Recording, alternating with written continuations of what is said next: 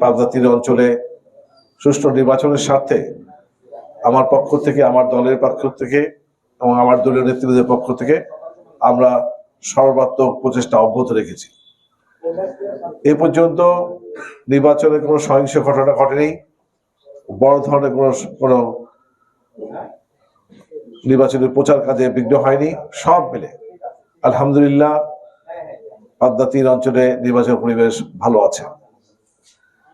যে ভালো নির্বাচনটি করার জন্যই আমরা বিএনপি নেতৃবৃন্দ দীর্ঘ আন্দোলন সংগ্রাম করেছে। এবারে নির্বাচনটি বাংলাদেশের ইতিহাসে একটি গুরুত্বপূর্ণ নির্বাচন। স্বাধীনতার পরে এর আগেও 12টি নির্বাচন হয়েছে। সেই নির্বাচন গুরুত্বের দিক দিয়ে এবারের নির্বাচন চেয়ে অনেক কম।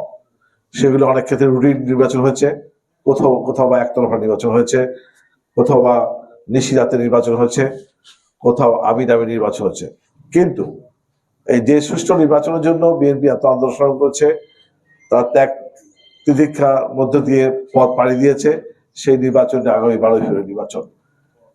আমি শুরু থেকেই নির্বাচন প্রচারণার শুরু থেকেই আজ পর্যন্ত নির্বাচনের সমস্ত আচরণবিধি মেনে সরকারের নির্দেশনা মোতাবেক আমরা কাজ করছি।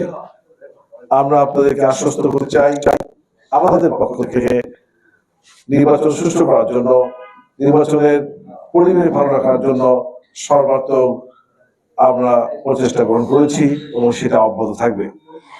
যেটি বলবো যে আগামী নির্বাচন পর্যন্ত আপনারা এই নির্বাচন সুষ্ঠু করার জন্য দেশের একজন সচেতন নাগরিক হিসাবে, সংবাদকর্মী হিসাবে আপনারাও আপনাদের ভূমিকা পালন করবেন। সেটি হচ্ছে আমার আপনাদের প্রতি আবেদন থাকলো।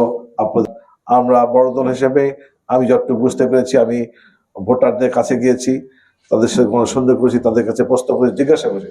সব ক্ষেত্রে মনে হয়েছে এই অঞ্চলের 80% উপরে ভোটাররা বিএনপি পক্ষে রয়েছে, ধানের শীষের পক্ষে রয়েছে।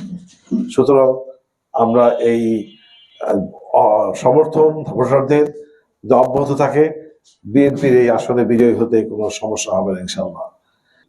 আমরা পাশাপাশি আপনাদের মাধ্যমে যারা নির্বাচনের দায়িত্ব আছেন, নির্বাচন কর্মসূচির কর্মচারী কর্মকর্তা, জেলা প্রশাসন, উপজেলা প্রশাসন, পুলিশ প্রশাসন, তারপরে সামরিক বেসামরিক যারা সদস্য রয়েছেন তাদের প্রতি আহ্বান জানাবো, আপনারাও আপনাদের সর্বোচ্চ দায়িত্ব দিয়ে আমাদেরকে একটি ভালো নির্বাচন উপহার দেবেন, এই ব্যাপারে আপনাদের প্রতি আহ্বান থাকলো।